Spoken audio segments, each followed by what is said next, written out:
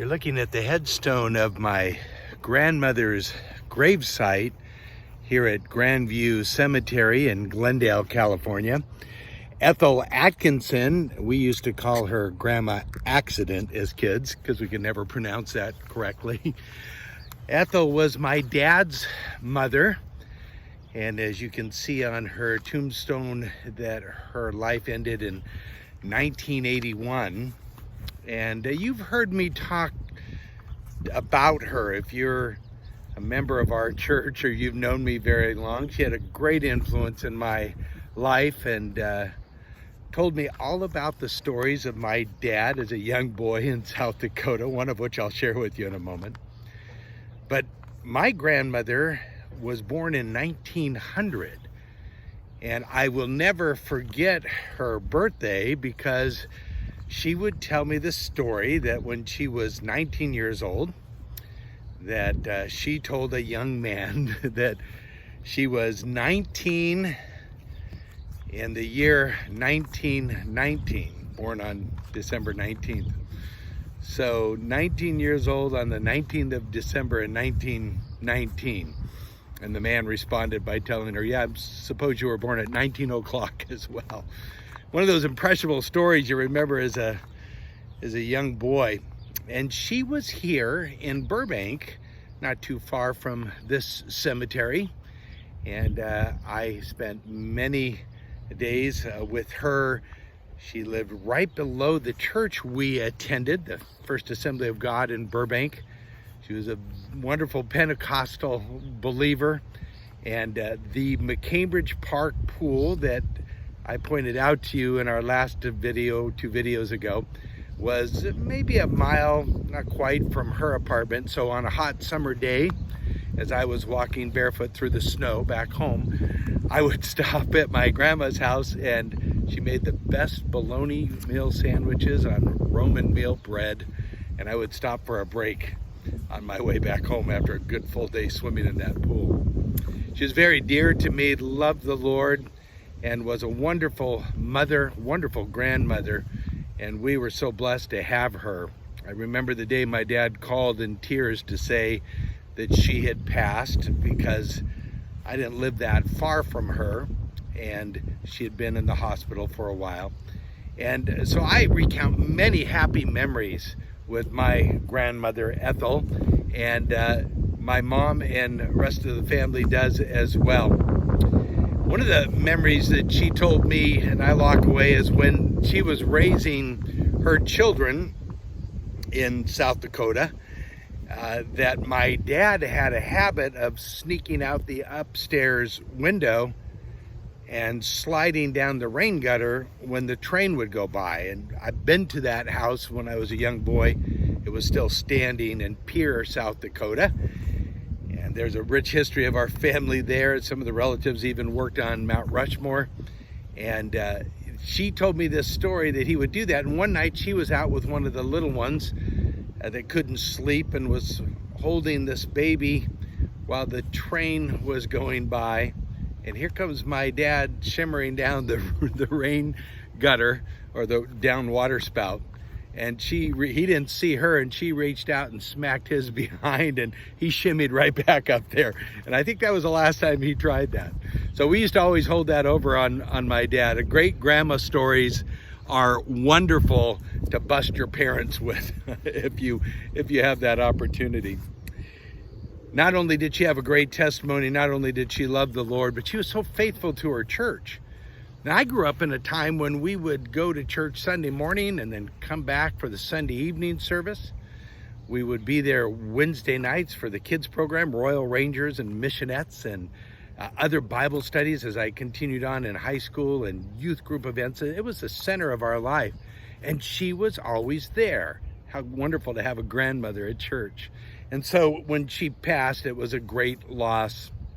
But I want to tell you, as I stand by her gravesite, and it was one of the first funerals I did as I was a young minister when she passed, as I stand here today and reflect on that and reflect on her love for the Lord, all of her good Christian followings, all the Bible studies she attended and the prayer meetings and Remember watching her go forward at the end of a service and kneeling down in front of the altar and praying for her family. And all of that was wonderful, but none of that saved her. In other words, I'm confident and secure that not only my grandmother is in heaven right now as I speak to you, her remains are here, but her spirit, her soul are with the Lord. To be absent from the body is to be present with the Lord. Not only do I have a great confidence in that, but I know she didn't earn her way there. The question often comes in a Christian's life at one point, or maybe even non-believers, and they wonder if they can ever lose their salvation. Well, the easiest answer, I was reminded this week, is, well, we've done nothing to earn our salvation or to get our salvation. So we can't lose it if we've done nothing to gain it. It is a gift from God, and we receive it as a gift through faith. We receive this grace that God gives. I love what Romans chapter 5 says. You'll be familiar with it. It says, God demonstrated his own love towards us, not while we were doing good, not while we were at church services, not while we were on our good behavior, but he says he demonstrates his own love to us, and while that we were still sinners, that's when grace was poured out upon us. While we were good sinners, or not good sinners, but still sinners, although some would say we are good at sinning, while we were still sinners, God demonstrated his own love towards us in that Christ died for us. Let me read the verse that's before us, Romans 5, 8, and 9 together. But God demonstrates his own love towards us in that while we were still sinners, Christ died for us.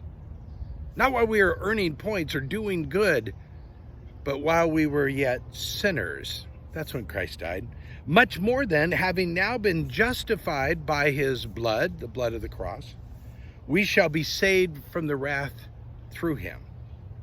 Not only did he save us, we didn't do it, but he also spared us from the wrath that is to come through our faith in Jesus Christ. I love that. My grandmother was a wonderful woman, and she loved the Lord, and she was very faithful. But none of that got her to heaven. That was just her response to something Jesus already did. And that should be our response. We should love to read the Word and love to pray, love to fellowship with other believers. But none of that gets us there. A complete gift that now she is celebrating the fruit of as she is with Jesus. I also am reminded of this great truth when we think of our safety and our security. Hebrews 7, verse 25 says, therefore, he is also able to save to the uttermost to those who come to God through him. And he is always living to make intercession for them. That's loaded. Jesus is also to save to the uttermost. That means anybody, no matter how far we've gone, whether we've failed him or been walking faithfully for years, he can save the worst sinner, the uttermost, those who come to God through him, if we simply respond. And then he's always living to make intercession for them. He lives to pray for you, and he lives to pray for me. He's making intercession for us this very day. Father, they are mine. Father, they are forgiven by the blood of the cross. So pause on that just for a moment. Here as I stand at Grandview Cemetery, reflecting almost 40 years ago at the loss of my grandmother, her salvation wasn't secure in all the things that I saw. They were proof of it.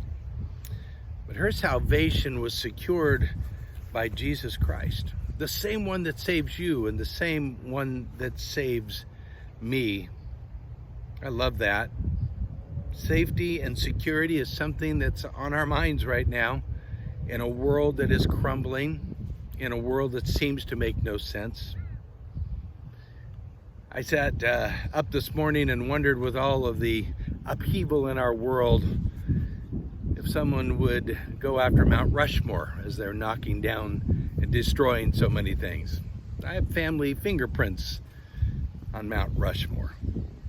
And yet, those are all temporary. This whole world is temporary. And I pray that that doesn't happen, for the record. But a temporary world that is crumbling, there's one thing that is secure, and it's our faith in Jesus. We need to make our stands in this society for social issues as well as for our Christian faith. But I stand on the security of where my grandmother is right now, and I hope you do too. I also stand amazed that right now Jesus is praying for you and me. Jesus Christ making intercession for his children.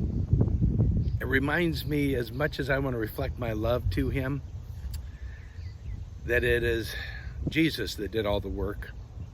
And I want to serve him more and more every day, but it is Jesus that has done all of the work. And that is very refreshing and very encouraging. Today, as I drove into the cemetery, there's a funeral taking place just down the road a little bit. And the coyotes are guarding over this property. There's 3 of them that I saw this morning just back over my shoulder. I'll include a little wildlife link. Seems like I always get wildlife when I'm videotaping, both here and of course on Sunday mornings. Our wildlife situation's almost out of control at church. But what a good security to have. Final rest, temporary rest for right here, for Ethel Atkinson. Final home, yeah, she's there already, and we will be with her. I want you to meet my grandmother someday. I'll introduce you. I don't think she's making Roman meal sandwiches anymore, but I think you'll love her. And I think you will love the home that Jesus has prepared for you as well. He's praying for you today. I'm praying for you today. I love you and hope you are having a good week in the middle of a June summer day. Pastor Mark signing off. God bless you, and best wishes from Grandview Cemetery. That almost sounds like a Christmas card. I'll have to think about that. Take a look and watch for coyotes as we sign off.